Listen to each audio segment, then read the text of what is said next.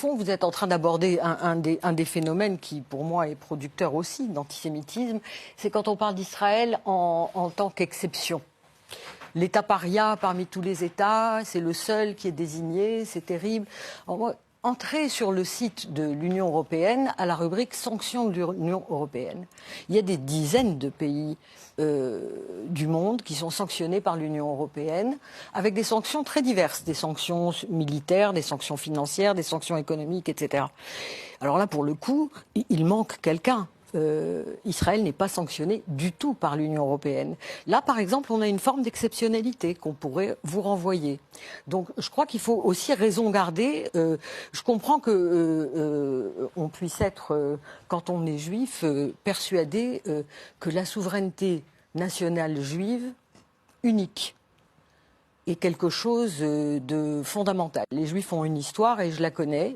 Il se trouve que je suis juive aussi, donc je sais que si j'ose dire, si j'ai juste envie d'évoquer mon père, je sais ce que ça signifiait pour mon père, le fait qu'il y ait quelque part dans le monde un État juif. Après la guerre, après la colonisation française, je sais ce que ça signifiait pour lui et je le comprenais. Pour moi, cette compréhension-là, elle s'arrête au moment où, pour réaliser ce projet national, qui peut être légitime après tout, sur un État, sur un territoire vide d'habitants, on peut dire, là, voilà, c'est vide, ça appartient à personne, on va faire ce qu'on veut. C'est un choix. Là où ça s'arrête pour moi, en tout cas, et pour sans doute beaucoup d'antisionistes comme moi, c'est quand pour faire ça, on s'en prend à un peuple qui n'a absolument rien à voir avec toute cette histoire juive et qui est progressivement écrasé depuis près d'un siècle dans le silence. Parce que tout ce que nous venons de dire ne fait que dessiner un énorme trou au milieu de ce studio, qui est ce qui se passe aujourd'hui.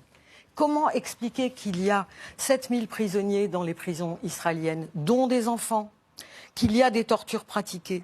Comment expliquer qu'1,5 million de personnes vivent à Gaza, sous blocus, sous un siège scandaleux, avec, écoutez, j'ai à côté de moi MSF, monsieur MSF, avec aujourd'hui une eau qui n'est plus potable, avec...